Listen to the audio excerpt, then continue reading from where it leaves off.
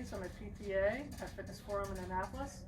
I want to speak to you today about how pillow positioning can benefit the body to reduce stress to the musculoskeletal system. Typically, the patients I see a lot of times have neck and lower back or hip pain. So these are some of the suggestions I say to my patients that may help them get better sleep, better rest, and hopefully their body can repair itself. I'm going to start with the cervical spine. The biggest thing with the cervical spine and supine, you want to make sure that the head isn't flexed too much or extended back too far. The next thing, I move down towards the lower body. I recommend maybe 2 pillows for this position.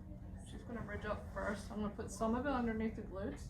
That helps posteriorly tilt the pelvis. And the second pillow I'm going to place underneath the knees. Get that little bit more of that full reflection in the knees there. That's about it. Sometimes people do like a little pillow underneath the arms to take some pressure off the shoulders. So that's what I would suggest for the supine position. So when in Eyeline, it's important to make sure that the spine's in neutral position. Some people are comfortable with the head on the in that neutral position, but tend to put the arm underneath to support the neck. You really shouldn't have to do that. If you're doing that, that can also cause compression to the nerves that go from the neck down the arm. So my suggestion for this patient here is to maybe, if she likes to keep that arm down, to leave it down like this, but still, again, keep the head in neutral.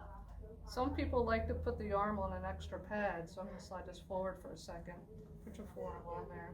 Some people like to rest the arm because they lack a lot of motion in their external rotations, so they prefer that position. I'm going to move down towards the lower body here. We're going to place the pillow between the knees. You want to make sure it's close to the spine as possible, all the way up into that area. You want to fill in the empty space as much as you can. I apply sometimes another one in front of the body to alleviate some of the stress between the neck and the shoulder. A lot of people, when they don't have a pillow in front of them, they tend to roll their body or shrug their shoulder up towards their ear. And this can alleviate some of the neck pain that people wake up with in the morning. And lastly, my recommendation is actually maybe find a small pillow and place it behind the lower back. That added little extra pressure to the lower back, it's amazing. It really does take some pressure off the spine. And when I demonstrate this to people in a clinic, I usually will do it in a sequence, and then I start taking the pillow one piece away at a time so they can feel the effects of not having the comfort of a pillow between the knees or a pillow in front of the shoulder, how much weight actually applies to their added stress to their joints and things. I'm going to take this one away. Oh, wow. Yeah, it's a lot different. You get a lot more weight and a lot more gravity pulling on your skeletal spine and your musculoskeletal system. For those of you who are stomach sleepers, I'm going to make some suggestions trying to keep your spine as best as you can in neutral position. I'm going to add a little pillow underneath her shoulder area to support her upper body. And the other suggestion would be to place something underneath her right leg that she tends to bend out into hip flexion.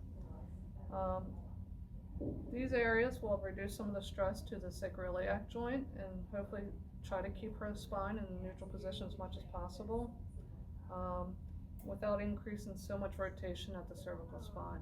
Thank you for watching. I hope you find these suggestions helpful and to get a better night's sleep. Thank you.